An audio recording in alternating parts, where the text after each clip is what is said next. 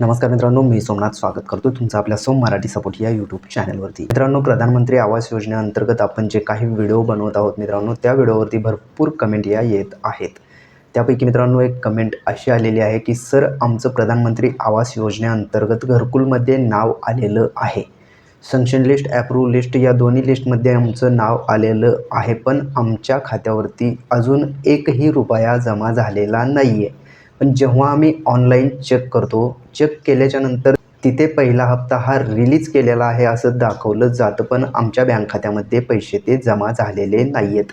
अशी एक महत्त्वाची कमेंट आहे मित्रांनो। भरपूर जणांना हा प्रॉब्लेम फेस करावा लागत आहे की आपण जी पद्धत सांगितलेली आहे की मित्रांनो, ऑनलाईन हप्ता जर तुमचा पडलेला असेल तर तुम्ही ऑनलाईन कशाप्रकारे चेक करू शकता की तुमच्या घरकुलचे हप्ते किती जमा झालेले आहेत, हे कशाप्रकारे चेक करू शकता हे आपण गेल्या व्हिडिओमध्ये सांगितलेलं आहे। आणि तो व्हिडिओ पाहून भरपूर जणांनी प्रोसेस केल्याच्या नंतर त्यांना समजतं की ऑनलाईन तर पैसे पाठवलेले आहेत असं दाखवलं जातं, पण त्यांच्या बँक खात्यामध्ये पैसे जमा होत नाही आहेत। त्यांनी जो बँक खातं दिलेलं होतं मित्रांनो, त्या बँक खात्यामध्ये त्यांच्या पैसे हे जमा होत नाही आहेत। याचं कारणच आपण या व्हिडिओच्या माध्यमातून पाहणार आहोत की तुमच्या घरकुलचे पैसे ऑनलाईन तर ट्रान्सफर झालेले दाखवत आहेत, पण तुमच्या बँक खात्यामध्ये का जमा झालेले नाहीत त्याचं एकमेव कारण आपण या व्हिडिओच्या माध्यमातून ते पाहण्या अगोदर मित्रांनो, आपल्या चॅनलवरती प्रधानमंत्री आवास योजना, रमाई आवास योजना, ज्या काही घरकुल योजना आहेत मित्रांनो, महाराष्ट्र शासनाच्या, केंद्र शासनाच्या ज्या काही घरकुल योजना आहेत त्या योजनेबद्दल महत्त्वाची माहिती अशी आपल्या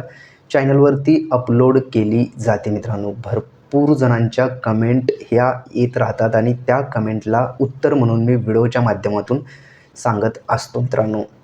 तर मित्रांनो, तुम्ही जर का आपल्या चॅनलवरती नवीन आला असाल तर सर्वात पहिलं आपल्या चॅनलला सबस्क्राईब करून बेल आयकॉन दाबायला विसरू नका, जेणेकरून आम्ही अपलोड केलेला व्हिडिओ सर्वात पहिलं तुम्हाला पाहता येईल। चला तर मग वेळ न घालवता आपण पाहूयात की तुमच्या घरकुलचा हप्ता ऑनलाईन ट्रान्सफर झालेला दाखवत आहे, पण तुमच्या बँक खात्यामध्ये का जमा होत नाही आहे हे डायरेक्टली आपण स्क्रीनच्या माध्यमातून पाहणार आहोत। चला तर मग वेळ न घालवता व्हिडिओला सुरुवात करूया।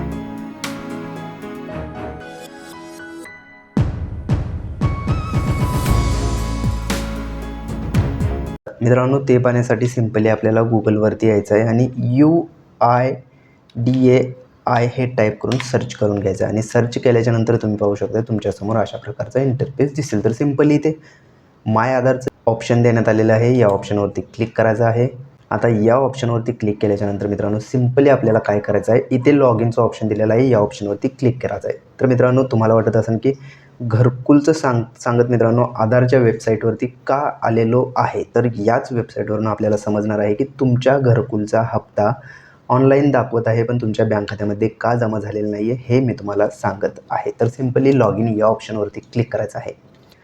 लॉगिन या ऑप्शनवरती क्लिक केल्याच्यानंतर तुमच्यासमोर अशा प्रकारचा इंटरफेस दिसेल। इथे आपल्याला आधार नंबर टाकायचा आहे, हा कॅप्चा या बॉक्समध्ये टाकून लॉगिन OTP करायचा आहे। तर मी आधार नंबर टाकून घेतो आहे। तर मित्रांनो, तुम्ही इथे पाहू शकता आधार नंबर टाकलेला आहे, OTP सुद्धा टाकलेला आहे। तर सिंपली लॉगिन विथ OTP या ऑप्शनवरती क्लिक करतो आहे आणि तुम्ही पाहू शकता लॉगिन विथ OTP या ऑप्शनवरती क्लिक केल्याच्यानंतर माझ्या आधारशी जो नंबर लिंक आहे त्या मोबाईल नंबरवरती एक OTP गेलेला आहे, तो OTP या बॉक्समध्ये टाकून सिंपली लॉगिन करून घ्यायचं। तर मी लॉगिन करून घेतो आहे। मी OTP टाकलेला आहे, सिंपली लॉगिन या ऑप्शनवरती क्लिक करतो आहे आणि लॉगिन या ऑप्शनवरती क्लिक केल्याच्यानंतर मित्रांनो, तुम्ही पाहू शकता तुमच्यासमोर अशा प्रकारचा इंटरफेस दिसेल।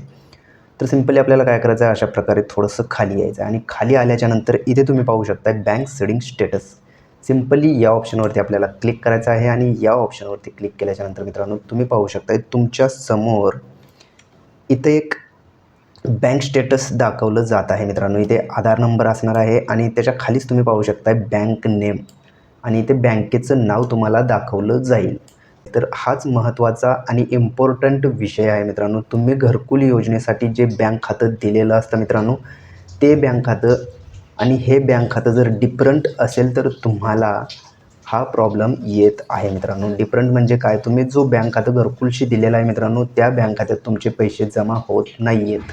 जर आधार सेडिंग दुसऱ्या बँकेला असेल तर, म्हणजेच इथे जर तुमची दुसरी बँक दाखवत असेल तर त्या बँकेमध्ये तुमच्या घरकुलचे पैसे हे ऑलरेडी जमा झालेले असणार आहेत, ना की तुम्ही घरकुलसाठी जो बँक खातं दिलेलं आहे ते तुमच्या आधारशी सीडिंग नाही आहे, त्यामुळं तुमच्या त्या बँक खात्यामध्ये पैसे जमा झालेले नाही आहेत।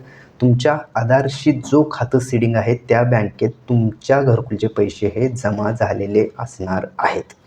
म्हणजेच काय तर मित्रांनो, गेल्या व्हिडिओमध्ये आपण सांगितलं होतं की सरकारमार्फत ज्या काही योजना राबवल्या जातात त्या योजनेचे पैसे तुमच्या आधारशी जो बँक खातं सीडिंग आहे, जो बँक खातं लिंक आहे, त्याच बँक खात्यामध्ये तुमचे पैसे हे जमा केले जाणार आहेत. एक्झाम्पलसाठी सांगतोय, तुमचे जर 4 बँक खाते असतील आणि त्या बँक खात्यामधून कुठलंही बँक खातं जर तुम्ही योजनेसाठी ऑनलाईन फॉर्म भरत असताना दिला असाल, तर तो बँक खातं जर तुमच्या आधारशी सीडिंग नसेल तर त्या बँक खात्यात पैसे हे जमा होणार नाही आहेत. त्या चारीपैकी जो बँक खातं तुमचं आधार कार्डशी सीडिंग आहे, लिंक आहे, त्याच बँक खात्यामध्ये तुमच्या योजनेचे पैसे हे ट्रान्सफर केले जातात. तर मित्रांनो, हा विषय तुम्हाला समजला असेल की तुमच्या घरकुलचे पैसे तुमच्या बँक खात्यामध्ये जर येत नसतील तर तुम्ही दुसरं बँक खातं चेक करून बघा. अशा प्रकारे जर तुमचं दुसरं बँक खातं असेल तर त्या बँक खात्यामध्ये डेफिनेटली पैसे हे जमा झालेले असणार आहेत.